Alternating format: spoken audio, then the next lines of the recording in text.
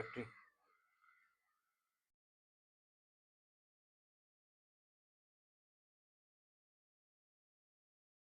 Coordinate geometry mathematics का एक ऐसा टॉपिक जो सबसे टफ माना जाता है। इसके टफ होने के दो रीजन है। एक तो ये है कि ये 11th क्लास का पोर्शन होता है, और दूसरा ये है कि इसमें डायग्राम बेस है। 11th में लोग नॉर्मली अच्छे से पढ़ाई नहीं करते, मैक्सिमम स्टूडेंट नहीं करते हैं। और डायग्राम बेस है, मतलब इसमें आपको फार्मूला यूज तो करना है, लेकिन फार्मूला यूज करने के पहले अगर आप डायग्राम बना लेते हो तो 50 to 60% कोर्स क्वेश्चन आपका वैसे ही सॉल्व हो जाता है।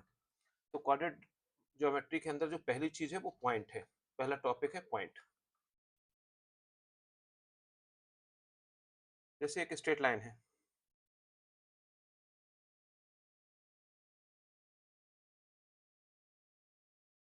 अगर इस स्ट्रेट लाइन पे एक लाइन, ए स्ट्रेट लाइन है, इस लाइन को क्या बोलते हैं? इसको बोलते हैं रियल नंबर लाइन। यहाँ ओरिजिन होता है, जीरो होता है, और राइट हैंड साइड जाएंगे तो प्लस होगा, लेफ्ट हैंड साइड जाएंगे तो माइनस होगा।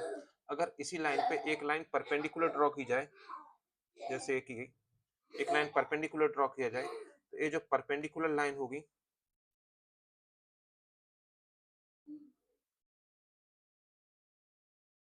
अभी हॉरिजॉन्टल लाइन जो है ये थी एक्स एक्सिस, और जो परपेंडिकुलर लाइन है that is called by Axis. तो एक एक्स एक्सिस है, एक बाय एक्सिस है। जब हॉरिजॉन्टल लाइन थी तो राइट हैंड साइड वाला पोर्शन पॉजिटिव था, लेफ्ट हैंड साइड वाला नेगेटिव था।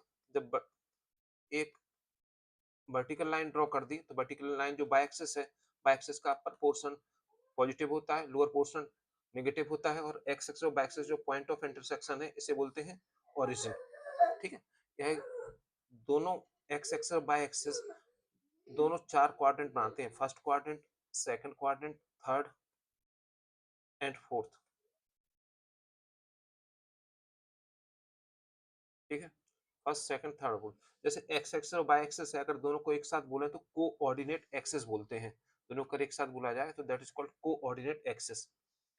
सो पॉइंट, पॉइंट क्या है? पॉइंट मान लो कोई ऑब्जेक्ट है, कोई ऑब्जेक्ट यहाँ पर है, सपोज ऑब्जेक्ट पी है। अब जैसे होता क्या है कि आप जैसे किसी को फोन करते ना, तो कहीं नई जगह जाते तो कहते मैं इस पॉइंट पे खड़ा हूँ या इस पॉइंट पे हूँ। जैसे हमारी कोचिंग है, अब कोचिंग में कोई, आजकल तो गूगल मैप वगैरह चल गए हैं। पहले क्या होता था कि कोई आया और कोचिंग आया, अब नए बाहर से आते हैं, ऑल ओवर इंडिया से ही स्टूडेंट आते हैं, तो कहीं कोई बाहर से आया तो वो कहीं पे खड़ा होकर मेरे को फोन लगाता था और कहता था सर आपकी कोचिंग कहाँ है? तो मैं उससे पूछता था कि आप कहाँ पर हो? तो कहाँ पर हो, तो मेरे पूछने का मतलब ये होता था कि उसके आसपास बिल्डिंग कौन सी है, कौन से स्क्वायर पे है, कौन से चौराहे पे है। जिससे चूंकि मैं इस एरिया को जानता हूँ तो मैं समझ जाता था कि वो किस बिल्डिंग के पास में, मतलब उसकी लोकेशन कहाँ है। फिर मैं उसको बोल देता था कि आपको लेफ्ट जाना है, राइट जाना है, थोड़ी इतनी दूर जाना है। मतलब मैं उसको सही डायरेक्शन बता देता था। तो हुआ क्या, पॉइंट क्या था? पॉइंट मेरे को कैसे पता चला वो किस पॉइंट पे है? मैंने उसके आसपास की लोकेशन पता की, आसपास की बिल्डिंग्स वगैरह पता की।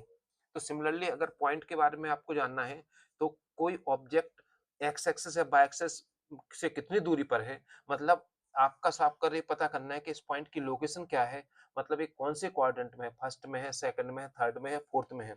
तो आप सबसे पहले ये पता करेंगे कि इस पॉइंट की एक्स एक्सिस या बाय एक्सिस से डिस्टेंस कितनी है।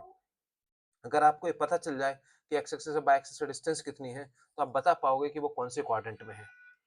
अब डिस्टेंस के साथ में, तो पॉइंट की जो डेफिनेशन है वो है position of any object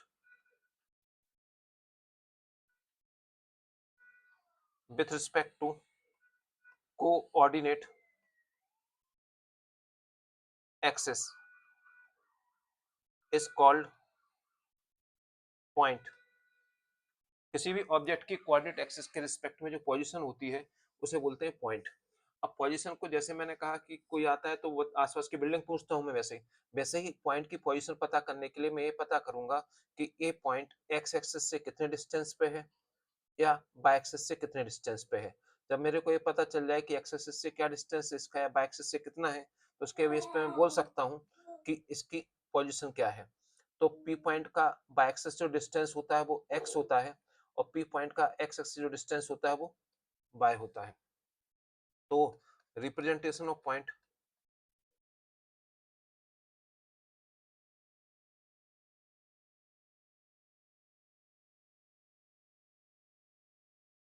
point को दो तरीके से रिप्रेजेंट करते हैं। फर्स्ट वन कहलाता है कार्टेशियन, कार्टेशियन फॉर्म या कार्टेशियन कोऑर्डिनेट्स कहलाते हैं। पॉइंट को जो रिप्रेजेंट करते हैं उनको कोऑर्डिनेट बोलते हैं। तो पॉइंट को जैसे कार्टेशियन कोऑर्डिनेट है तो पॉइंट P है, तो इसे हमेशा स्मॉल ब्रैकेट में x कॉमा y से रिप्रेजेंट करेंगे। जो x और y है that is called coordinates. Coordinate कैसे, x एक्सिस और y एक्सिस के लिए। तो जो सबसे हमेशा दो ही चीजें आएंगी ब्रैकेट में, फर्स्ट और सेकंड। जो फर्स्ट पोजीशन पे लिखा है that is called abscissa.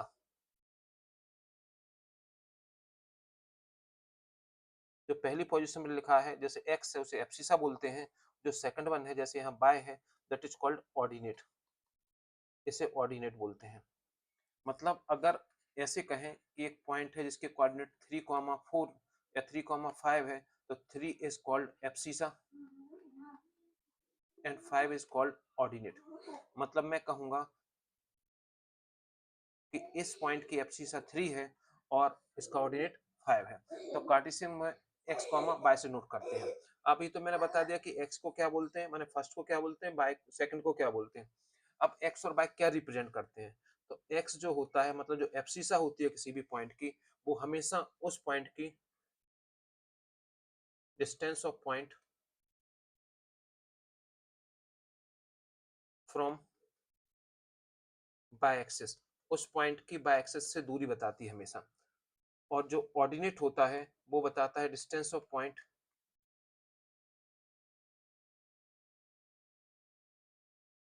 From x axis.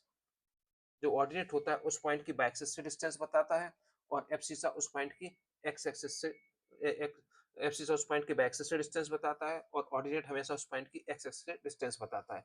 तब इसके कोऑर्डिनेट एक्स कॉमा बाय लिखते हैं। पहले हमेशा बाय का डिस्टेंस और फिर एक्स का डिस्टेंस, तो ये होता है कार्टेशियन कोऑर्डिनेट्स। अब सेकंड वन जो होता है, अच्छा, कार्टेशियन कोऑर्डिनेट के बेस पे मैं बता दूं कि अगर फर्स्ट पॉइंट, हाँ, फर्स्ट क्वाड्रेंट में अगर कोई पॉइंट है तो इसमें x की भी वैल्यू पॉजिटिव होगी और y की भी पॉजिटिव होगी। x यहाँ से पॉजिटिव लिया और y यहाँ से पॉजिटिव लिया, देख रहे हो x और y दोनों पॉजिटिव। अगर सेकंड क्वाड्रेंट में है तो क्लियर दिख रहा है कि x की वैल्यू नेगेटिव है और y की पॉजिटिव है, तो x नेगेटिव होगा, y पॉजिटिव होगा। अगर थर्ड क्वाड्रेंट में कोई पॉइंट है तो x भी नेगेटिव होगा, y भी नेगेटिव होगा। और अगर थर्ड फोर्थ में है तो x पॉजिटिव होगा और y कैसा होगा, नेगेटिव होगा। तो आप पॉइंट के कोऑर्डिनेट देख के बता सकते हैं कि पॉइंट कौन से कोऑर्डिनेट में है। मतलब अगर मान लो एक पॉइंट है -2,7, अब आपसे पूछा जाए कौन से क्वाड्रेंट में है, तो आपने देखा कि x नेगेटिव है और y पॉजिटिव है, तो आप समझ गए कि x नेगेटिव और y पॉजिटिव किस में होता है, सेकंड क्वाड्रेंट में होता है। तो आप कह सकते हैं कि ये सेकंड क्वाड्रेंट में।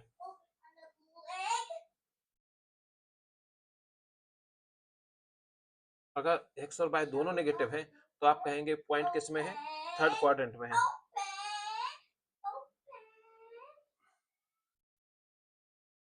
ये होता है आपका कार्टेशियन कोऑर्डिनेट्स। अब बात करते हैं सेकंड टाइप का रिप्रेजेंटेशन ऑफ पॉइंट जो है that is called polar, polar coordinate, या इसी को बोलते हैं ट्रिग्नोमेट्रिक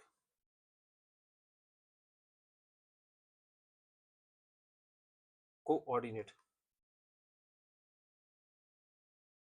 पोलर कोऑर्डिनेट बोले या ट्रिग्नोमेट्रिक कोऑर्डिनेट बोले एक ही बात है। तो पोलर कोऑर्डिनेट क्या होता है, पोलर कोऑर्डिनेट ऐसा है कि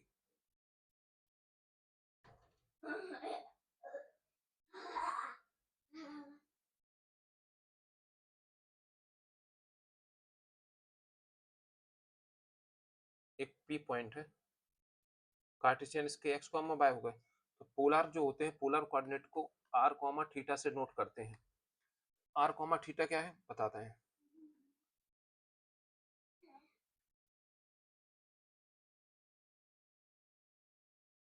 ओपी एक लाइन है जो एक्स एक्सिस के साथ थीटा एंगल बना रही है और ओ और पी के बीच का डिस्टेंस आर है, ठीक है।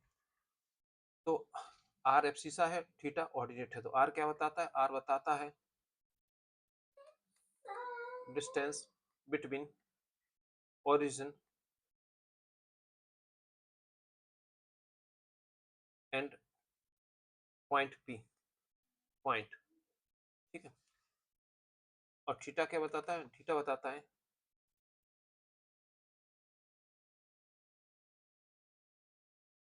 Angle of OP line with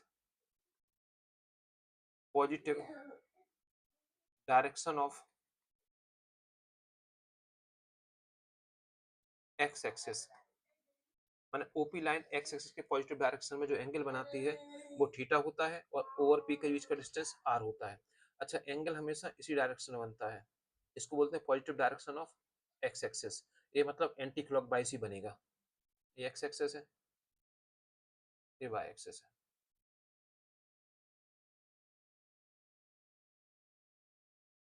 तो ये हो गया आपका polar coordinate. Relation between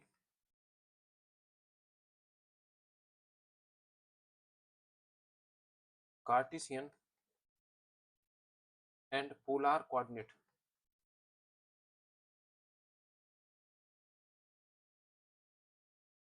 Cartesian और पोलर कोऑर्डिनेट में रिलेशन, तो कार्टेशियन और पोलर कोऑर्डिनेट में क्या रिलेशन होता है, उस पर डिस्कस करते हैं। तो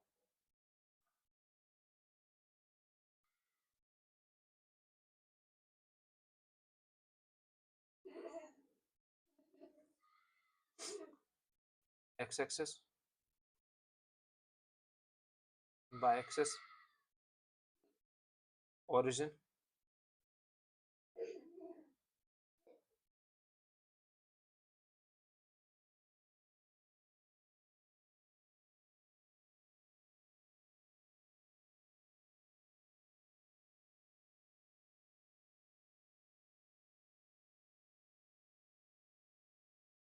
और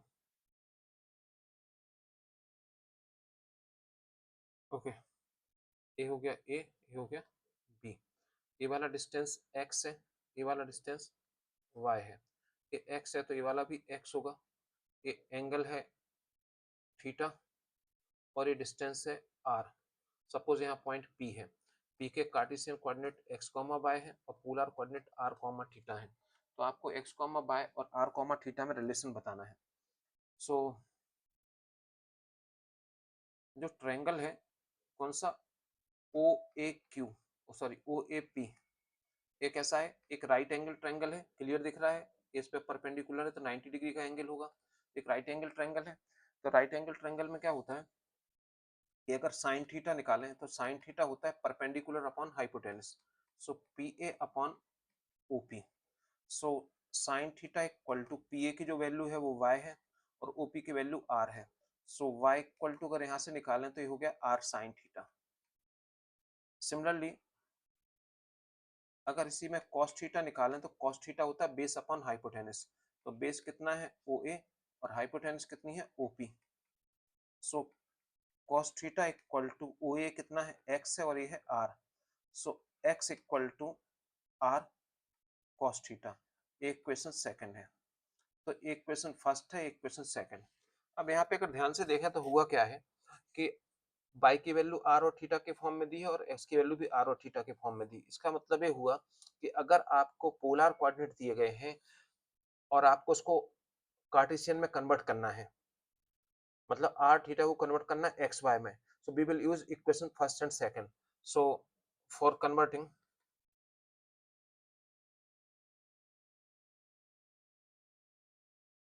polar cartes polar coordinate to Cartesian coordinate, we will use equation first and second. तो इक्वेशन फर्स्ट और सेकंड की सहायता से मैं आर थीटा को एक्स वाई में कन्वर्ट कर सकता हूँ। एंड नेक्स्ट वन इज, अब अगर इसमें मैं ऐसा करूं कि equation first divided by second, अगर इक्वेशन फर्स्ट को सेकंड से डिवाइड कर दें तो इक्वेशन फर्स्ट क्या थी? इक्वेशन फर्स्ट थी y equal to r sine theta, और फर्स्ट क्या थी? x equal to r cos theta. तो r से r तो कैंसिल हो जाएगा, साइन अपॉन cos क्या होता है? tan। So tan theta equal to क्या आ जाएगा? y upon x। So theta equal to tan inverse y upon x। This equation third. Similarly अगर इक्वेशन फर्स्ट का स्क्वायर प्लस सेकंड का स्क्वायर, मतलब फर्स्ट और सेकंड का स्क्वायर करके उनका सम निकालें, तो फर्स्ट का स्क्वायर क्या होता है? Y square x square. Left hand side से लेफ्ट हैंड साइड का सम होगा, राइट हैंड साइड से राइट हैंड साइड का। तो इक्वेशन फर्स्ट क्या थी? Y equal to r sine theta, और इक्वेशन सेकंड थी x equal to r cos theta. तो वाई स्क्वायर हो गया, एक्स स्क्वायर हो गया, और दोनों लेफ्ट से लेफ्ट का सम हुआ तो इतना है, और राइट से राइट का सम होगा तो आएगा r square sine square theta plus r square cos square theta. So x square plus Y square equal to r square common आ जाएगा, so sine square theta plus cos square theta. So x square plus Y square equal to r square. अपन जानते हैं sine square theta plus cos square theta क्या होता है? 1। So r equal to root of x square plus Y square. Equation 4। अब हुआ क्या है कि इक्वेशन थर्ड और फोर्थ से हमने देखा कि क्वेश्चन अगर या कोऑर्डिनेट अगर आपको एक्स वाई के फॉर्म में दिए हैं, तो इक्वेशन थर्ड से एक्स वाई को कन्वर्ट कर सकते हो थीटा के फॉर्म में, और इक्वेशन फोर्थ से एक्स वाई को कन्वर्ट कर सकते हो आर के फॉर्म में। So from equation first, sorry from equation third and fourth, we will convert Cartesian form to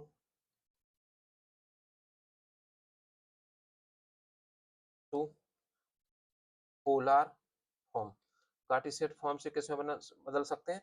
polar form में। तो फर्स्ट और सेकंड में क्या था? फर्स्ट और सेकंड की सहायता से मैं ये कर सकता था कि polar form to Cartesian form है, और थर्ड और फोर्थ से Cartesian form to polar form. Okay, next one is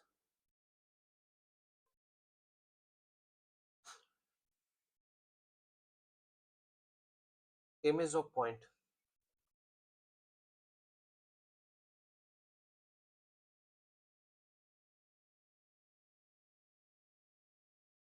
image of point. अब इमेज ऑफ पॉइंट बोले या इसी को मिरर इमेज बोले, एक ही बात है। इमेज ऑफ पॉइंट या मिरर इमेज क्या होती है?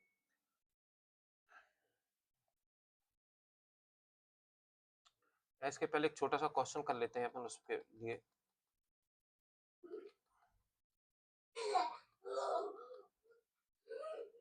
क्वेश्चन है convert Cartesian coordinate into polar coordinate if p is 3,√3। p 3,√3 दिए हैं और इसको पोलर फॉर्म में कन्वर्ट करना है। ठीक है, क्योंकि कार्टेशियन गिवन है तो कार्टेशियन का मतलब होता है p x, y। So let x equal to हो गया 3 और y इक्वल टू √3। x और y दिए हैं, then polar coordinate p of r, theta. ठीक है, नाउ r इक्वल टू जो होता है r is root of x square plus Y square. So r is root of x की value 3 है, सो 3 का स्क्वायर प्लस y कितना है? √3 है, √3 का square. So r equal to 3 का square is 9 and √3 is 3, so r is 12।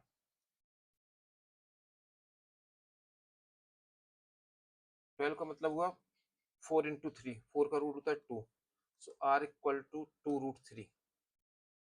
r निकल आया। एंड और थीटा, थीटा के लिए अपन जानते हैं थीटा क्या होता है, tan inverse y upon x. So theta equal to tan inverse y की जो वैल्यू है वो √3 है और x की वैल्यू कितनी है, 3 है। So theta equal to tan inverse 1/√3। 3 को √3 इंटू √3 लिख सकते हैं, √3 से √3 कैंसिल हो गया। So theta equal to tan inverse 1/√3। अब थीटा में या टेन में 1/√3 किसकी वैल्यू होती है, 1/√3 होती है 30 डिग्री की। तो इसे आप लिख सकते हैं 30 डिग्री, या इसी को लिखना चाहें तो π/6, एक ही बात है। सो पोलर कोऑर्डिनेट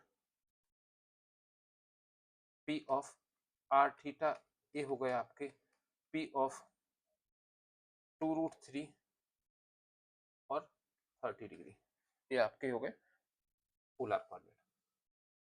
अब अगर क्वेश्चन ऐसा हो कि convert into Cartesian Cartesian coordinate, Cartesian coordinate के फॉर्म में कन्वर्ट करना है, ठीक है। इफ P इज, वही ले लेते हैं 2√3 एंड 30 डिग्री, इसको कार्टेशियन कोऑर्डिनेट में कन्वर्ट करना है, ठीक है। चूंकि पोलर गिवन है और पोलर होते हैं r कॉमा थीटा, तो इसका मतलब r की वैल्यू है 2√3 और थीटा की वैल्यू है 30 degree.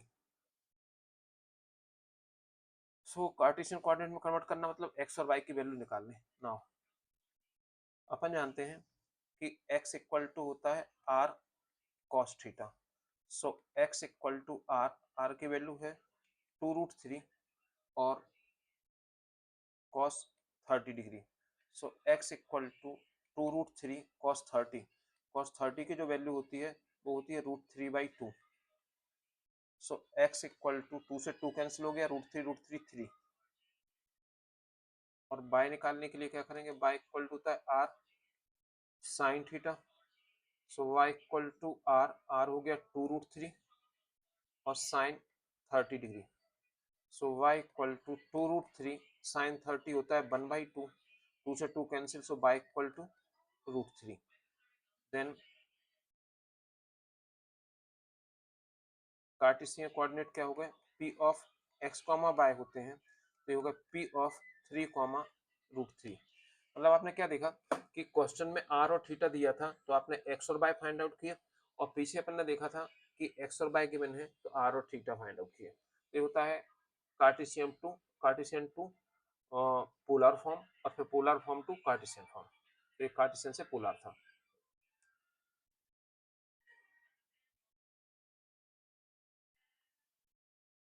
Next topic is image of point. Image of point बोले या इसी को बोलते हैं मिरर इमेज, एक ही बात है। इमेज ऑफ पॉइंट या mirror image. Image of point क्या होता है कि सपोज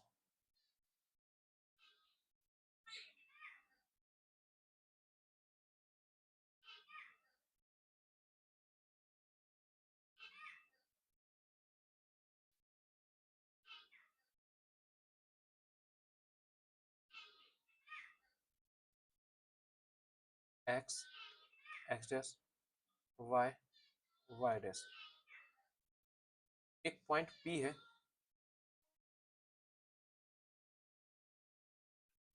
जो है फर्स्ट क्वाड्रेंट में x, y जिसके कोऑर्डिनेट है। अब आपसे पूछा जाता है, क्या पूछा जाता है कि क्वेश्चन ये है कि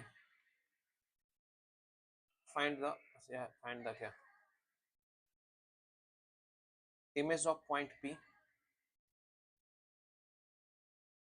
of point P x, y about x axis. इस पॉइंट P की x एक्सिस के अबाउट इमेज बताना है। अब देखिए इमेज कहें या मिरर इमेज कहें, होता क्या है कि जैसे आप कहीं खड़े हो और आपके सामने कोई मिरर लगा है, तो जो अगर आप मिरर में अपने इमेज देखें, तो मिरर से आप जितने डिस्टेंस पे हैं उतने ही सेम डिस्टेंस आपको आपकी इमेज में दिखेगा, मिरर इमेज में दिखेगा। सिमिलरली आप राइट हैंड साइड का जितना डिस्टेंस है उतना ही डिस्टेंस मिरर में दिखेगा, राइट हैंड साइड में आप उतनी ही दूर खड़े हैं। या लेफ्ट हैंड साइड में कोई वॉल है, उससे आप जितने डिस्टेंस पे हैं उतने ही सेम मिरर में ही दिखेगा। कहने का मतलब ये है कि जब आपकी मिरर इमेज बनती है तो आपका जो डिस्टेंस होता है लेफ्ट राइट से या फिर आगे पीछे कैसे भी, तो वो डिस्टेंस सेम ही रहता है, वो डिस्टेंस चेंज नहीं होता। चेंज क्या होता है? चेंज ये होता है आपका राइट हैंड साइड का लेफ्ट हैंड साइड दिखता है, लेफ्ट हैंड साइड का राइट हैंड साइड। सेम चीज कोऑर्डिनेट ज्योमेट्री में होती है। होता क्या है कि जैसे पॉइंट फर्स्ट क्वाड्रेंट में है, इसके कोऑर्डिनेट एक्स कॉमा बाय, इसका मतलब क्या हुआ कि इसका एक्स एक्सिस से जो डिस्टेंस है और बाय एक्सिस से जो डिस्टेंस है वो गिवन है आपको। मतलब आपको सपोज जो बाय एक्सिस से डिस्टेंस है वो एक्स है, जो एक्स एक्सिस डिस्टेंस है वो कितना है? बाय है। ठीक है ना, तभी एक्स कॉमा बाय हुए। तो ये वाला डिस्टेंस आप किसकी इमेज किसी के भी अबाउट निकालें तो ये डिस्टेंस कभी चेंज नहीं होंगे, डिस्टेंस सेम ही रहेंगे। अब इमेज क्या होती है? इमेज ऐसी होती है कि अगर आप मिरर इमेज अपनी देख रहे हैं तो मिरर को अगर बीच में से आप इमेज जो भी आपका मेन पोर्शन है उसको अगर फोल्ड कर दें तो आप एक दूसरे पे चीजें आ जाए।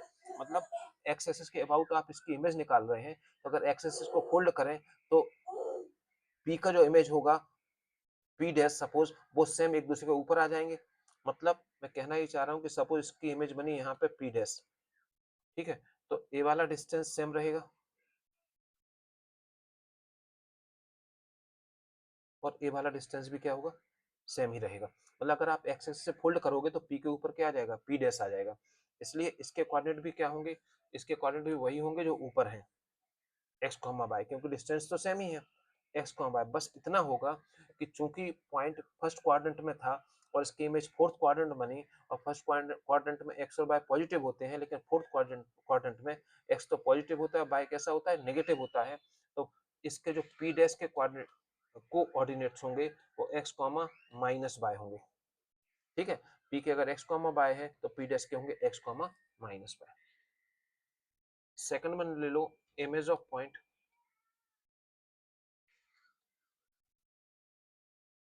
पी एक्स कॉमा बाय, इसको निकालना है about y axis. Y axis के अबाउट अगर मान लो इसकी इमेज निकालें सपोज पी डबल डैश, तो वाई एक्सिस का इमेज भी कैसी कहलाई कि अगर यहाँ वाई एक्सिस से फोल्ड करें तो पी के ऊपर सपोज पी डबल डैश आ जाए तो वो यहीं आएगा। और इसको अगर बीच में से अगर इसको फोल्ड कर दें वाई एक्सिस से तो पी डबल डैश यहीं आएगा। तो इस केस में भी ये डिस्टेंस सेम है, यहाँ से यहाँ का डिस्टेंस सेम है और ये वाला डिस्टेंस भी सेम है। तो ये हो गया आपका सपोज एम हो गया, ये एन हो गया, कुछ भी ले लो। ठीक है, तो ए वाला डिस्टेंस भी एक्स है, ए वाला डिस्टेंस बाय है, सेम ही रहेगा। इस केस में भी पी डबल डैश का जो कोऑर्डिनेट होंगे वही होंगे, एक्स कोमा बाय ही होंगे। लेकिन चूंकि पॉइंट पी फर्स्ट क्वाड्रेंट में था और उसकी इमेज बनी है सेकंड क्वाड्रेंट में, और सेकंड क्वाड्रेंट में क्या होता है? एक्स नेगेटिव होता है और बाय कैसा होता है? पॉजिटिव होता है। इसलिए पी डबल डैश का जो कोऑर्डिनेट होंगे वो माइनस एक्स कॉमा बाय होंगे, क्योंकि एक्स नेगेटिव है और बाय पॉजिटिव है। थर्ड वन होता है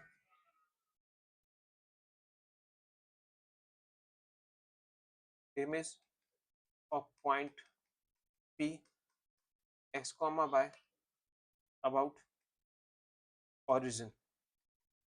ओरिजिन के अबाउट अपन जानते हैं ओरिजिन होता है, इसके कोऑर्डिनेट क्या होते हैं? 0,0। अगर किसी भी पॉइंट का, जैसे फर्स्ट क्वाड्रेंट में पॉइंट है, अगर आप इसकी इमेज ओरिजिन के अबाउट निकालोगे तो वो बनेगी यहाँ,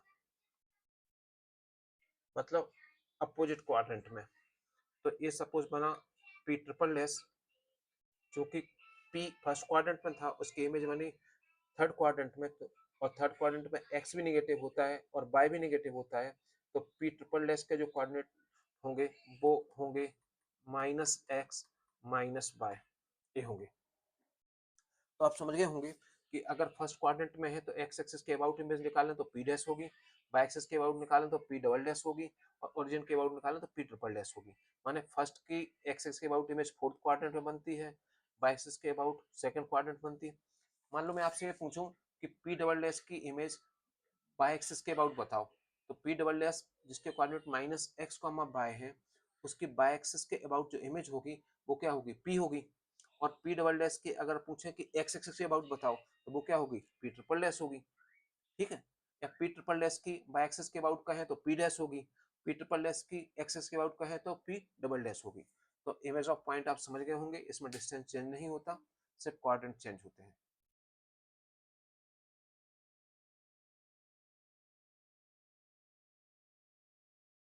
next one is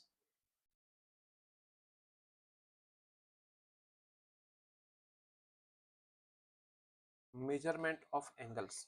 angle, measurement of angle.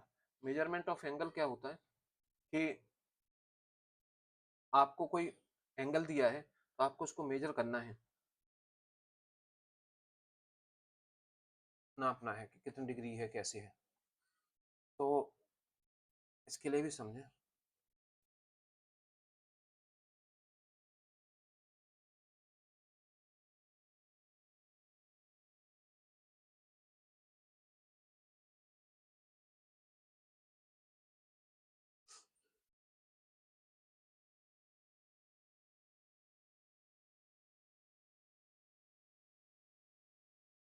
X, x dash, y, y dash, ये ओरिजिन है और इनके कोऑर्डिनेट 0 0 होते हैं। ठीक, सपोज एक लाइन है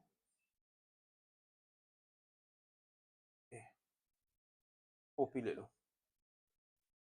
तो एंगल का मेजरमेंट हमेशा एक्स एक्सिस के पॉजिटिव डायरेक्शन में होता है, मतलब एंगल हमेशा एंटी क्लॉकवाइज डायरेक्शन में ही एक्स एक्सिस से काउंट करेंगे। ये पॉजिटिव क्वाड्रेंट है और पॉजिटिव डायरेक्शन ये कहलाता है एक्स एक्सिस का।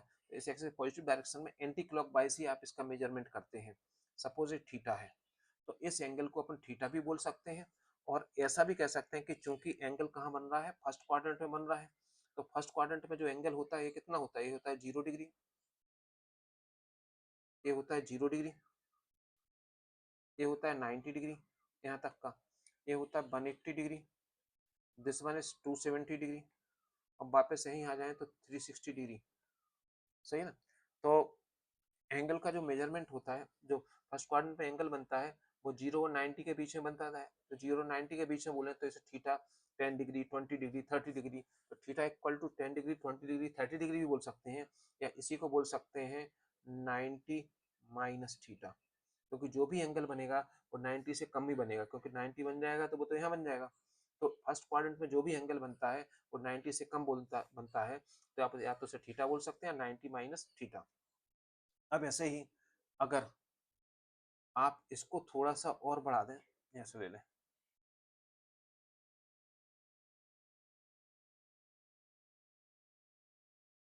अगर एंगल सेकंड क्वाड्रेंट में बन रहा है, तो सेकंड क्वाड्रेंट में एंगल बने, ठीक है, तो अब एंगल कैसा होगा, एंगल आप लोग यहाँ से लेके यहाँ तक का एंगल, तो यहाँ से यहाँ तक का एंगल है, तो वो कैसा होगा, वो एंगल क्लियर दिख रहा है कि 90 से तो ज्यादा होगा, जो भी एंगल होगा वो 90 डिग्री से ज्यादा होगा, क्योंकि 90 तो ये बन गया ऐसा, और 180 से कम होगा, क्योंकि 180 क्या बनता है, 180 तो स्ट्रेट लाइन पे बनता है, तो 180 से कम होगा। अब सपोज ये वाला एंगल थीटा है, तो मैं इसको बोल सकता हूँ, या तो बोल, या ये भी थीटा ले लो, सपोज को भी ये भी थीटा है, तो या तो इसको मैं बोल सकता हूँ 90 प्लस थीटा, क्योंकि 90 यहाँ पे बन गया फर्स्ट क्वाड्रेंट में, उसमें थीटा ऐड कर दे तो 90 प्लस थीटा बोल सकते हैं, या इस पूरे को बोल सकते हैं 180 माइनस थीटा भी बोल सकते हैं, क्योंकि यहाँ तक का जो एंगल होता है स्ट्रेट लाइन पे जो एंगल बनता है वो बनता है 180 डिग्री का, उसमें से थीटा माइनस कर दें, तो या तो इसे 90 प्लस थीटा बोल सकते हैं या 180 माइनस थीटा बोल सकते हैं। ऐसे ही अगर एंगल बन रहा है थर्ड क्वाड्रेंट में, तो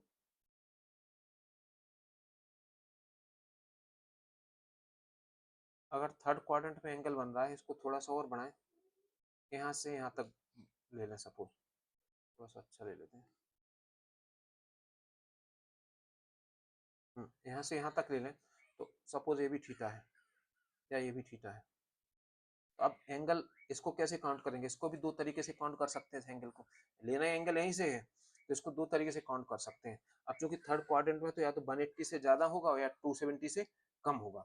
तो 180 से ज्यादा होगा तो अगर ये थीटा है तो 180 प्लस थीटा, इसको ऐसे लिख सकते हैं, ये थीटा सब प्लस, ये 180 हो गया स्ट्रेट लाइन पे, थीटा इसमें प्लस कर दिया। या फिर इसको ऐसे भी बोल सकते हैं कि यहाँ से यहाँ तक का एंगल कितना था तीन क्वाड्रेंट का, 270, उसमें से थीटा माइनस कर दें तो इसी एंगल को बोल सकते हैं 270 माइनस थीटा। तो 180 प्लस थीटा बोले या 270 माइनस थीटा बोले, बात एक ही है। ठीक है, अगर एंगल थर्ड क्वाड्रेंट बनता है तो या तो 180 प्लस थीटा होगा या 270 माइनस थीटा होगा, लेकिन होगा 180 और 270 के बीच में। सिमिलरली अगर एंगल फोर्थ क्वाड्रेंट में बनता है,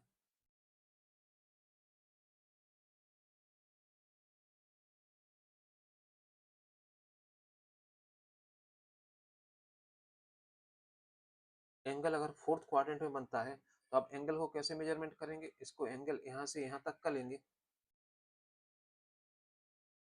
ए सपोज थीटा है या ए भी थीटा है, तो या तो ए वाला काउंट यहाँ से लेके यहाँ तक का करें तो ये 270 हो गया और ये 360 हो गया। तो जो भी फोर्थ क्वाड्रेंट पे एंगल बनेगा 270 से ज्यादा होगा और 360 से कम होगा। तो आप या तो इसको बोल सकते हो 270 प्लस थीटा, या तो ऐसा बोल सकते हो, या यहाँ तक जो एंगल होगा एक राउंड पूरा करने के बाद वो कितना हुआ 360, तो इसको बोल सकते हो 360 माइनस थीटा। तो या तो 270 प्लस थीटा बोल सकते हो या 360 से लेना तो 360 माइनस थीटा, दोनों ही रहेंगे। तो अब अगर थोड़ा सा और बढ़ाएं इस लाइन को और यहाँ से यहाँ तक ले आए, वापस से आ जाए फर्स्ट क्वाड्रेंट में, अब क्या हुआ, एक राउंड पूरा कर लिया इसने, एक राउंड पूरा किया तो एंगल कितना बन गया 360 डिग्री, और 360 में प्लस क्या हो गया फिर से थीटा हो गया। तो इसको क्या बोल सकते हैं 360 प्लस थीटा भी बोल सकते हैं। क्या समझ में आया? समझ में ये आया कि अगर एंगल फर्स्ट क्वाड्रेंट में बनता है तो या तो उसको 90 माइनस थीटा से फाइंड आउट कर सकते हैं, 360 प्लस थीटा से फाइंड आउट कर सकते हैं, दोनों सही।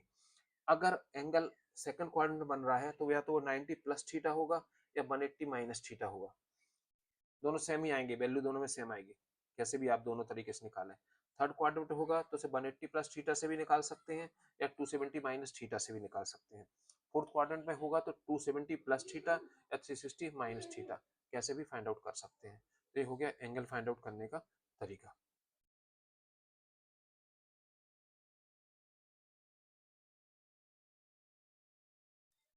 Next one is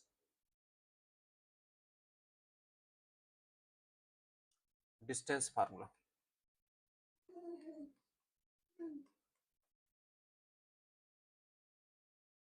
distance formula, तो डिस्टेंस फार्मूला क्या होता है? डिस्टेंस फार्मूला जैसे नाम से ही समझ में आ रहा है, डिस्टेंस बिटवीन टू पॉइंट्स, दो पॉइंट के बीच का डिस्टेंस। तो दो पॉइंट के बीच का अगर आपको डिस्टेंस निकालना है तो सपोज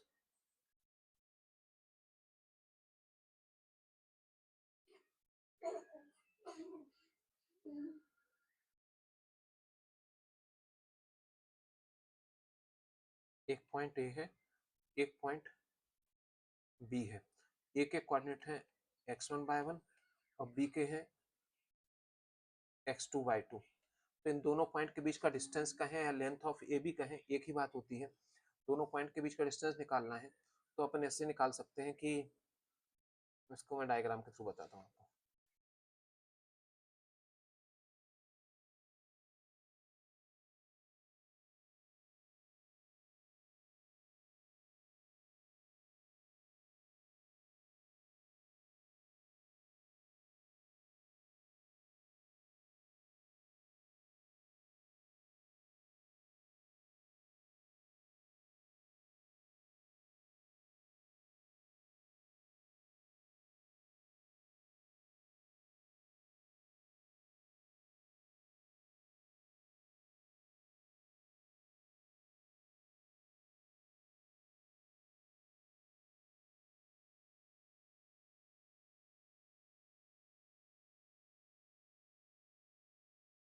पी और क्यू दो पॉइंट है, पी के कोऑर्डिनेट है x1/1 और क्यू के है x2/2। आपको इन दोनों के बीच का डिस्टेंस निकालना है। एक पॉइंट पी ए है, क्यू यहाँ पे है, इन दोनों के बीच का डिस्टेंस निकालना है। ए एक्स एक्सेस है, a y axis, a O origin है।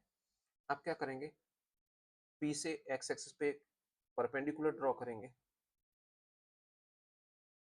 और क्यू से भी एक्स एक्सिस पे एक परपेंडिकुलर ड्रॉ करेंगे।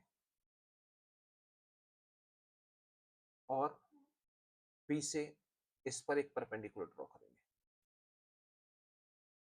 अब सपोज ये M है, ये N है और ये R है।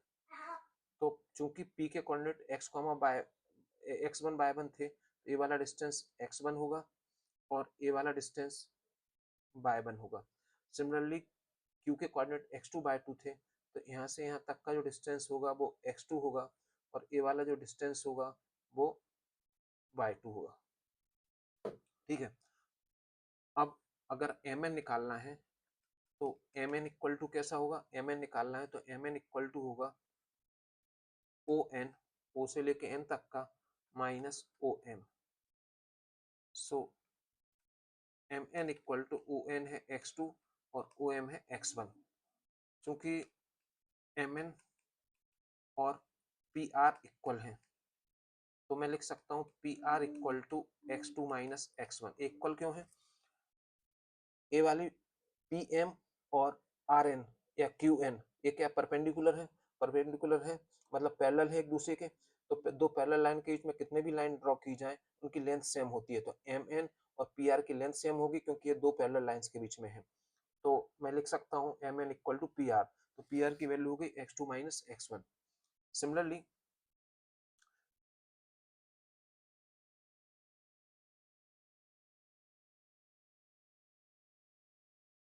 pm इक्वल टू rn है, यहाँ पर भी सेम कंसेप्ट है कि ये भी दो पैरेलल लाइंस के बीच में है, एक लाइन PR है और एक MN है। दो पैरेलल लाइंस हैं, इनके बीच में कितनी भी लाइन ड्रॉ की जाए उनकी लेंथ सेम होती है, इसलिए PM और RN की लेंथ सेम होगी। तो RN इक्वल टू क्या होगा, RN ठीक है। तो ये दोनों किसके इक्वल टू हो जाएंगे, बाय-वन के, मतलब ये बाय-वन है तो ये वाली लेंथ भी कितनी हो जाएगी, बाय-वन। ये लेंथ भी बाय-वन हो गई। अब केस में अगर आपको RN फाइंड आउट करना है तो RN इक्वल टू होगा QN minus QR। RN sorry RN तो निकल ही आया बाहर। अगर मेरे को QR निकालनी है, QR इक्वल टू निकालनी है तो वो होगी QN minus RN। So QR equal to QN कितना है, ये है y2 और RN कितना है, y1। तो QR की वैल्यू भी कितनी आ गई, ये वाली आ गई y2 minus y1। Then triangle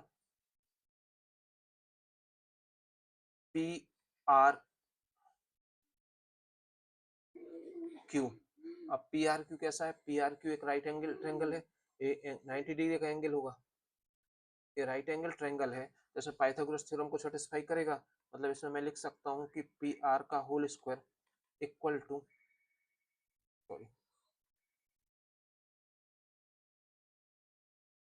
PQ का whole square equal to PR का स्क्वायर प्लस QR का होल स्क्वायर, मतलब hypotenuse square equal to base square plus perpendicular square. तो PQ का होल स्क्वायर तो सेम रहा, एक कितना हो जाएगा PR कितना था, PR था आपका x2 माइनस x1 का होल स्क्वायर और QR कितना था, QR था आपका y2 माइनस y1 इसका होल स्क्वायर। तो मैं कह सकता हूं कि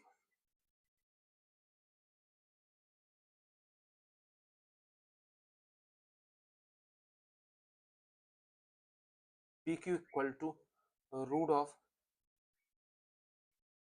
Q2 माइनस Q1 का whole square plus y2 minus y1 का होल स्क्वायर, ऐसे कह सकता हूं। ठीक है ना, आप ऐसा लिखें या ऐसा लिखें, PQ equal to root of x1 minus x2 का whole square plus y1 minus y2 का होल स्क्वायर। दोनों ही सेम है, दोनों में ही कोई फर्क नहीं, क्योंकि जब x2 माइनस x1 करोगे तो जो भी आंसर आएगा उसका होल स्क्वायर हो जाएगा, तो जो वैल्यू अगर नेगेटिव भी होगी तो वो पॉजिटिव हो जाएगी। सिमिलरली यहाँ पर भी वो होगा, तो यहाँ पर उल्टा आया x1 माइनस x2, इसमें भी अगर नेगेटिव है तो पॉजिटिव हो जाएगी, पॉजिटिव है तो होल स्क्वायर पॉजिटिव आएगा ही, मतलब होल स्क्वायर है तो दोनों ही केस में जो आंसर आएगा वो पॉजिटिव होगा। इसलिए आप कैसे भी लिख सकते हो, ठीक है। सेकंड चीज ये है कि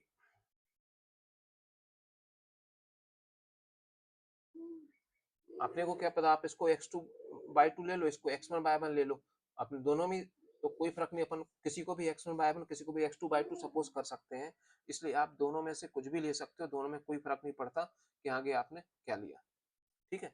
x2 लिया तो यहाँ बाय 2 लेना पड़ेगा, और यहाँ x1 पहले लिया तो यहाँ बाय 1 लेना पड़ेगा, ये कंपलसरी है लेकिन, ठीक। ये होता है डिस्टेंस फार्मूला। क्या होता है कि आपके जो डिस्टेंस फार्मूला है उसके कुछ एप्लीकेशंस होते हैं। आपको क्वेश्चन में क्या दिया रहेगा, एक ट्रायंगल दिया रहेगा,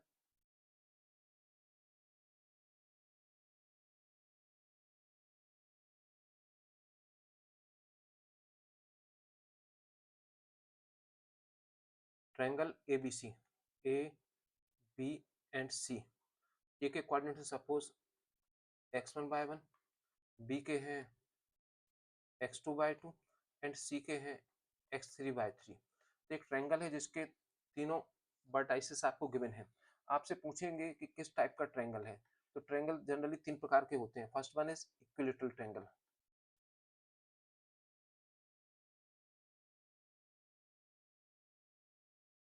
अब ट्रायंगल क्वेश्चन में कोई डायग्राम तो आपको गिवन नहीं होगा, आपको सिर्फ ABC दे देंगे कि ए की वैल्यू ए है, बी सी और तीनों के कोऑर्डिनेट दे दिए। तो अपन जानते हैं कि if AB equal to BC equal to AC, then given triangle is equilateral. अगर किसी ट्रायंगल की तीनों साइड्स इक्वल हैं तो उस ट्रायंगल को बोलते हैं इक्विलेटरल ट्रायंगल। अगर तीनों साइड इक्वल हैं तो इनके स्क्वायर भी इक्वल होंगे, मतलब AB का होल स्क्वायर, BC का स्क्वायर इक्वल टू AC का स्क्वायर, AB इक्वल ही होंगे। सेकंड टाइप का जो ट्रायंगल है वो कहलाता है आइसोसेलेस ट्रायंगल। आइसोसेलेस ट्रायंगल, तो आइसोसेलेस ट्रायंगल क्या होता है, if two sides of triangle are equal, मतलब इफ या तो AB इक्वल टू BC होगा, या BC इक्वल टू AC होगा, या AC इक्वल टू BC होगा। माने किसी भी ट्रायंगल की अगर दो साइड इक्वल हैं तो वो क्या होगा, आइसोसेलेस ट्रायंगल होगा। ऐसा हो, या BC का स्क्वायर इक्वल टू AC का स्क्वायर हो, या AC का स्क्वायर इक्वल टू BC का स्क्वायर हो, तो ऐसे ट्रायंगल को बोलते हैं आइसोसेलेस ट्रायंगल। अब तीसरे टाइप का जो ट्रायंगल होता है वो होता है right angle triangle, third type का।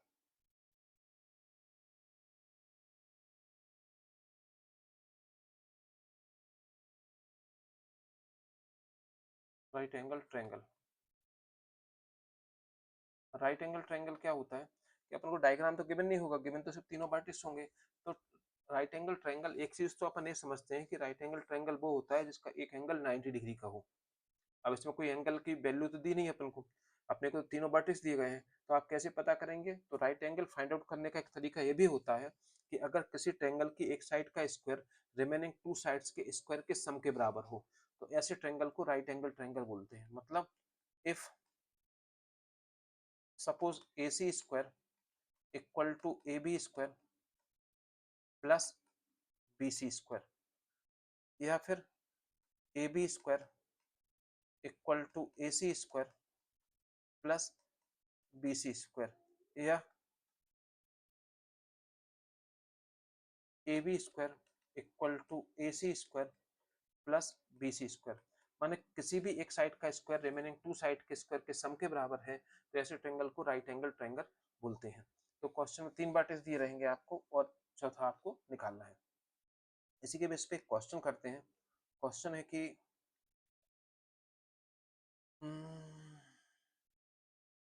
Find the third vertex of equilateral triangle if two vertex are 0,0 and 3,√3। मान लो दो वर्टेक्स ये दिए गए हैं और आपसे बोला गया कि थर्ड वर्टेक्स निकालो, ठीक है। तो थर्ड वर्टेक्स निकालने का जो तरीका होगा वो तरीका क्या होगा, जैसे उसने कहा इक्विलेटरल ट्रायंगल है, मतलब गिवन क्या है, गिवन है कि पहले तो अपन ऐसे कर लें, जो पहला वर्टेक्स है वो ए है, सपोज 0,0, दूसरा वर्टेक्स है बी 3,√3, और तीसरा वाला वर्टेक्स सपोज किया x, y। अब गिवन क्या है, क्योंकि इक्विलैटरल ट्रायंगल है तो तीनों साइड्स कैसे होंगी, इक्वल होंगी। मतलब गिवन है कि A B equal to B C equal to A C, तीनों साइड्स इक्वल हैं। या इसी को लिख सकते हैं ए बी का whole square equal to B C का square equal to A C का स्क्वायर। एक क्वेश्चन में इतना गिवन है। करेंगे क्या, पहले तो डायग्राम बनाएंगे।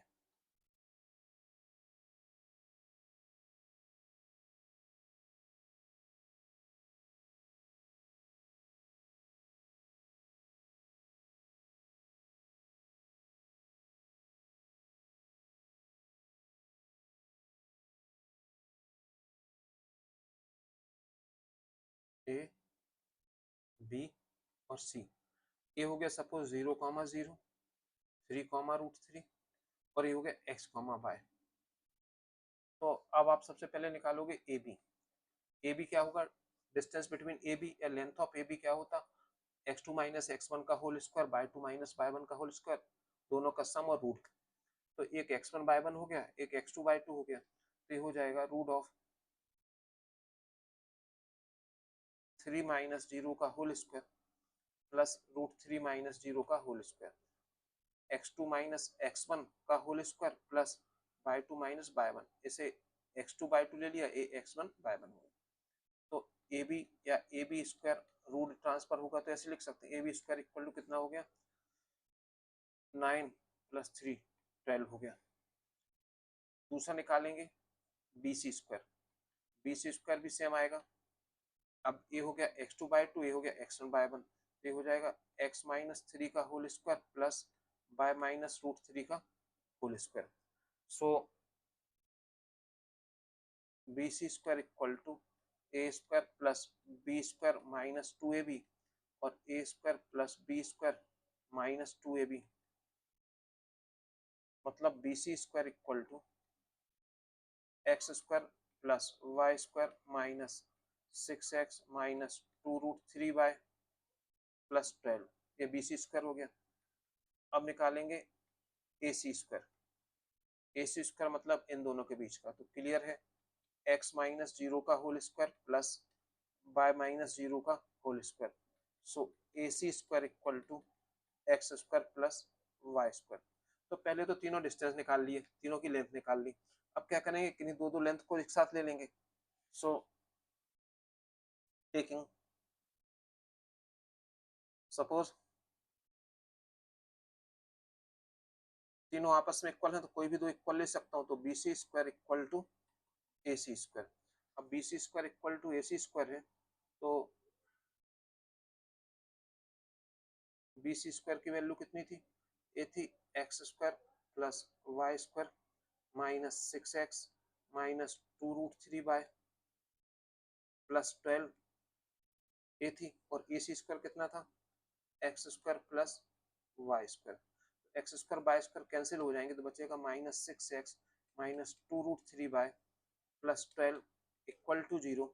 यहाँ से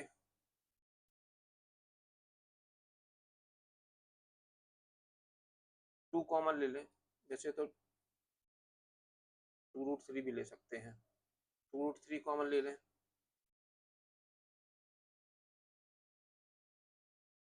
6 को क्या लिख सकते हैं, देखिए चलो -2 ही ले लेते हैं, -2 कॉमन ले लें तो बचेगा x प्लस √3y, sorry 3x plus √3y plus -6 equal to 0। तो फाइनल जो बचा वो बचा 3x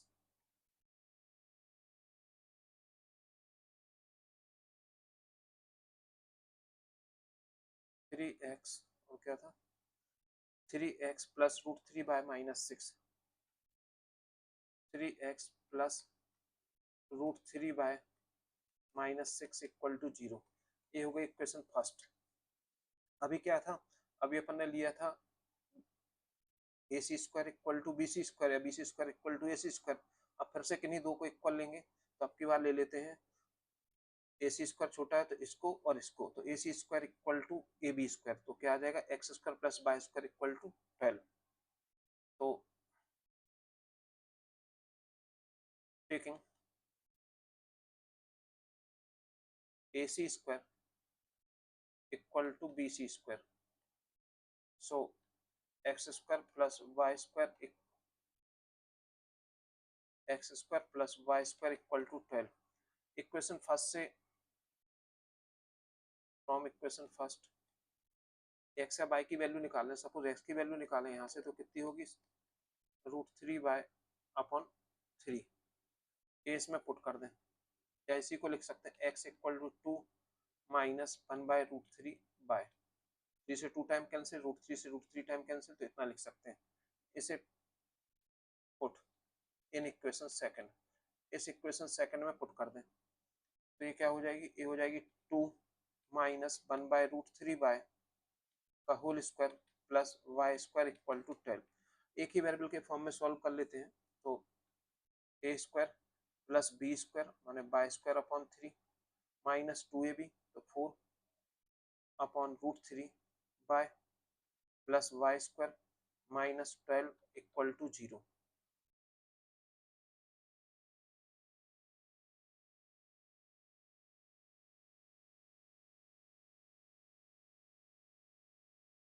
वाई स्क्वायर करेंगे तो 3 और 1 4, 4y स्क्वायर बाय 3, y का करेंगे तो y कहाँ गया, y सेम ही है, तो -4 बाय अपॉन √3, और 12 में से 4 गया तो -8 इक्वल टू 0। एलसीएम ले लें, एलसीएम हमारा है 3√3, तो ये हो जाएगा √3 का इससे हो जाएगा तो 4√3 वाई स्क्वायर, ये हो जाएगा 12y, और ये हो जाएगा 8 माइनस 24√3 इक्वल टू 0। ये क्रॉस मल्टीप्लाई हुआ 0 में तो 0 हो गया, बचा 4√3 Y square minus 12y minus 24√3 equal to 0। अब यहाँ से अगर 4√3 कॉमन ले लें आप, तो क्या बचेगा, यहाँ बचेगा वाई स्क्वायर। अब 12 को क्या लिख सकते हैं, 12 को लिख सकते हैं 4 इंटू 3, और 3 को भी क्या लिख सकते हैं √3 इंटू √3, तो 4√3 कॉमन ले लिया तो √3 बाय बचा। ऐसे ही यहाँ से 4 लिया तो 6, √3 तो आ गया कॉमन, ये 0 का अपॉन में चला गया, तो बचा कितना वाई स्क्वायर माइनस √3 बाय -6। अब 6 को क्या लिख सकते हैं, 6 को लिख सकते हैं 2 इंटू 3, तो 3 को क्या लिख सकते हैं √3 इंटू √3, तो इसके जो फैक्टर निकलेंगे वो निकलेंगे 2√3 बाय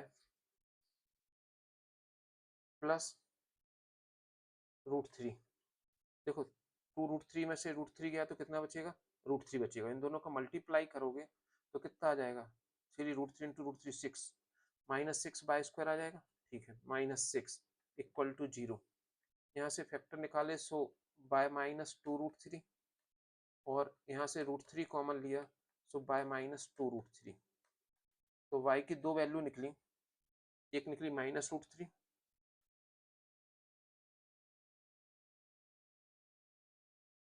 y इक्वल टू एक निकली -2√3, और एक निकली आपकी √3, एक निकली माइनस +√3 माइनस, ठीक है, ये निकलेगी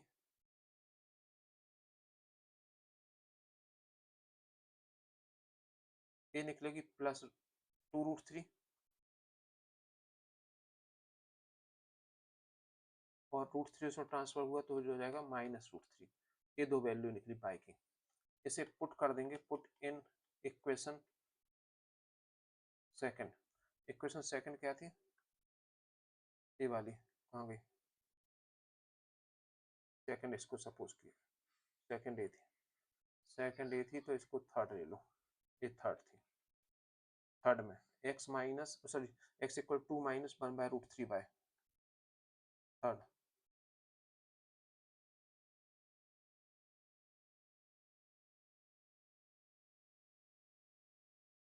x इक्वल टू माइनस 1/√3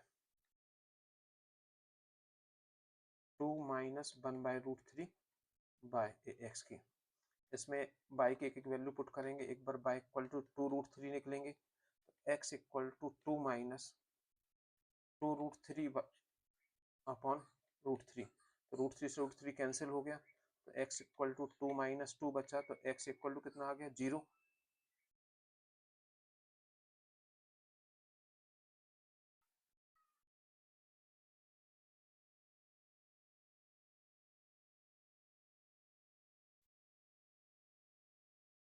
और एक बार x इक्वल टू सॉरी एक बार पुट y इक्वल टू -√3 रखेंगे, तो y इक्वल टू आ जाएगा 2 माइनस √3 अपॉन √3, इससे कट गया, तो y इक्वल टू 2 प्लस √3 कितना हो गया, ये तो 1 हो गया, मतलब y इक्वल टू आ गया 3, मतलब सॉरी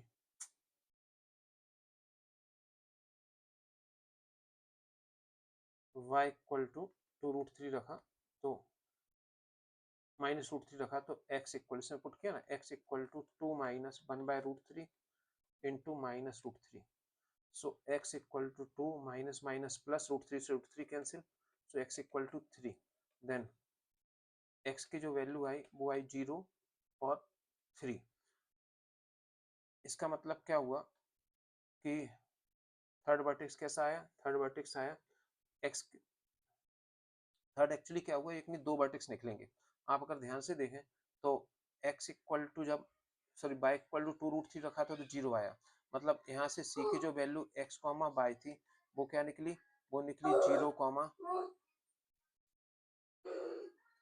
वो निकली x की वैल्यू 0 है और y की कितनी थी 2√3, तो एक तो ये निकला, और दूसरी बार जब यहाँ पे x y इक्वल टू -√3 रखा तो इसका कितना आया 3, तो यहाँ से जो पॉइंट निकला c x कॉमा बाय वो कितना निकला, वो निकला 3 कॉमा √3।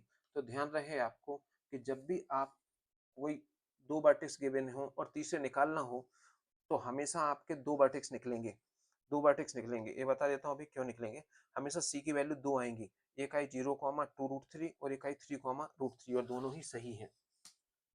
तो इस मेथड से क्वेश्चन किया, ये मेथड जब आप 12th का एग्जाम देते हो या 11th का देते हो या कोई भी ऐसा एग्जाम देते हो जिसमें आपको क्वेश्चन का पूरा ऑब्जेक्टिव आंसर ना होके आपको डिटेल में आंसर लिखना है, तब के लिए सही है मेथड, क्योंकि ये टाइम टेकिंग है, इसमें आप कितने भी स्पीड से करोगे 3 से 4 मिनट तो लगेंगे ही।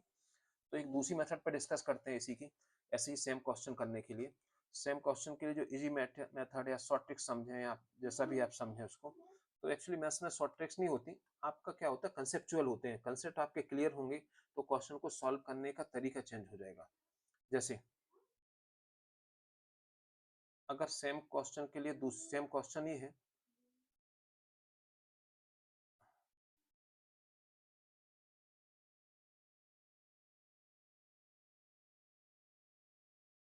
थोड़ा और बढ़ाना,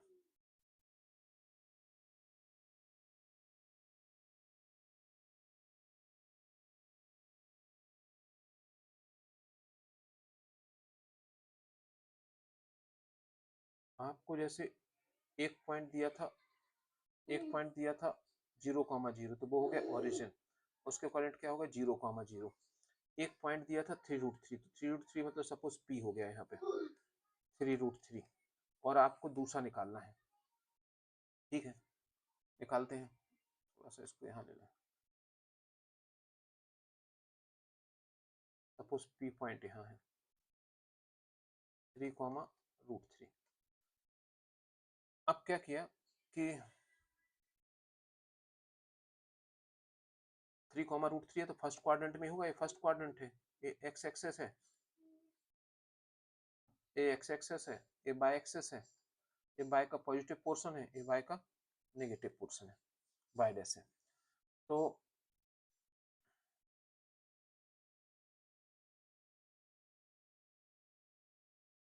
इसको इससे मिलाया ओपी। अब अगर आपसे कहा जाए कि ये वाला एंगल कितना होगा, ये एंगल, तो आपका थोड़ा स्ट्रेट लाइन के कंसेप्ट क्लियर होने चाहिए कि जो दो पॉइंट का जो, अगर दो पॉइंट गिवन है तो एंगल निकालने का तरीका होता है theta equal to tan inverse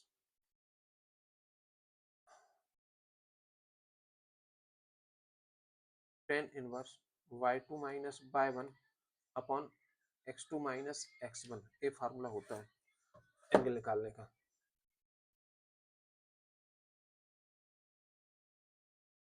so theta equal to tan inverse y2 की वैल्यू है सपोज √3, y1 की 0 और 3 minus 0। So theta equal to tan inverse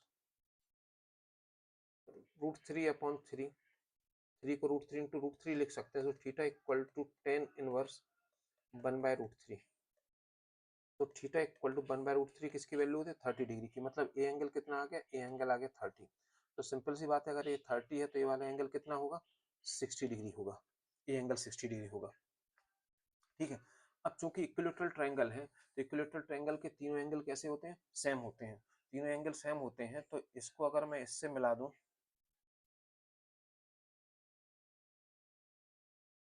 तो ए एंगल 60 का होगा, ए भी 60 का होगा और ये वाला भी कितने का होगा? 60 डिग्री का होगा। ठीक है। तो अब ये फर्स्ट वर्टेक्स है, सेकंड वर्टेक्स ये है, तो थर्ड वर्टेक्स कौन सा? ये वाला कैसा? ओपी मान लो क्यू ए है, तो ये वाला क्यू ए वाला होगा वर्टेक्स। अब ए वर्टेक्स के कोऑर्डिनेट क्या होंगे? इस वर्टेक्स के कोऑर्डिनेट, इक्विलैटरल ट्रायंगल है, इक्विलैटरल ट्रायंगल है तो इसमें क्या होगा? इक्विलैटरल के लिए OP equal to P Q equal to O Q होगा। अब अगर आपसे कहें कि ओपी की लेंथ क्या है तो ओपी की लेंथ निकालेंगे डिस्टेंस फार्मूले से। तो 3 माइनस 0 का होल स्क्वायर प्लस √3 माइनस 0 का होल स्क्वायर, तो ये हो जाएगा OP equal to root of 9 plus 3 मतलब 12, 12 मतलब 4 इंटू 3 मतलब 2√3 हो जाएगा। तो ये लेंथ कितनी हो गई? ये लेंथ हो गई 2√3। तो क्योंकि तीनों इक्वल है तो ये वाली लेंथ भी कितनी होगी? 2√3। अगर ए लेंथ 2√3 है तो क्यू के कोऑर्डिनेट क्या होंगे? क्यू के कोऑर्डिनेट क्या होंगे? जीरो, सॉरी, क्यू क्या होता है? X comma bye. एक्स मतलब क्या होगी? इस पॉइंट की बाय एक्सिस से डिस्टेंस। तो बाय से क्या डिस्टेंस है? बाय से कोई डिस्टेंस ही नहीं है क्योंकि बाय एक्सिस बाय पर ही लाई कर रहा है, तो बाय से डिस्टेंस हो गई 0 और एक्स से डिस्टेंस कितनी है? एक्स एक्स से डिस्टेंस है 2√3। तो क्यू के कोऑर्डिनेट हो गए 0 कॉमा 2√3। तो एक तो ये निकल आया। ऐसा भी हो सकता था कि ये एंगल ऐसा ना बन के ये ऐसा बनता, ये 30 डिग्री है तो एक तो ये निकल आया। और दूसरा अगर आपको एक एंगल और निकालना है तो ये 30 डिग्री है, अगर मैं यहाँ से यहाँ एक लाइन ड्रॉ करूं और इसको इससे मिलाऊं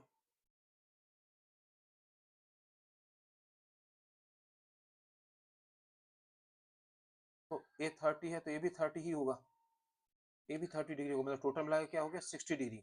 अब ये 60 डिग्री तो हो गया, लेकिन ये जो आर होगा that is image of P. ये पी की इमेज होगी क्योंकि जितना ए वाला डिस्टेंस है सेम डिस्टेंस ही होगा। ठीक है। जितना ए एंगल बन रहा है उतना ए एंगल बन रहा है, तो ये दोनों डिस्टेंस भी सेम होंगे, डिस्टेंस सेम होंगे तो यहाँ से यहाँ तक का भी डिस्टेंस सेम होगा, यहाँ से यहाँ तक का भी डिस्टेंस सेम होगा। मतलब मैं कह सकता हूँ कि R is the image of P. अब पी कहाँ पर है? पी फर्स्ट क्वाड्रेंट में है। पी की इमेज आर कहाँ बनी है? ये बनी है फोर्थ क्वाड्रेंट में। तो फोर में आर कैसा होता? एक्स पॉजिटिव होता है, माने कोऑर्डिनेट तो यही रहेंगे आर के, बस एक्स पॉजिटिव होगा और बाय कैसा होता है? नेगेटिव। तो इसके क्या हो जाएंगे? 3 कॉमा -√3। ठीक है। तो ये आगे दो। तो आपने पीछे जब इस मेथड से निकाले तब भी आपके वही निकले थे,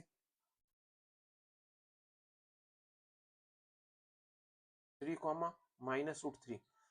ए 3 कॉमा -√3 और दूसरा क्या निकला था? 0 कॉमा 2√3। और इस मेथड से निकाले तब भी निकले। लेकिन एक कंसेप्चुअल मेथड है, मतलब कोई शॉर्ट ट्रिक नहीं है। ये आप इसमें आपके बेसिक कंसेप्ट क्लियर हो कि ओरिजिन है तो उसके कोऑर्डिनेट 0 0 होंगे। पी 3√3 दिया तो फर्स्ट कोऑर्डिनेट में होगा। एंगल 30 डिग्री है, टोटल 90। अपने ऐसे कंसेप्चुअल तरीके से निकाले, ये आपके 10 सेकंड 20 सेकंड में इसका आंसर आ जाएगा। तो आप इस मेथड से भी इस क्वेश्चन को कर सकते हैं। ठीक है, नोट करें।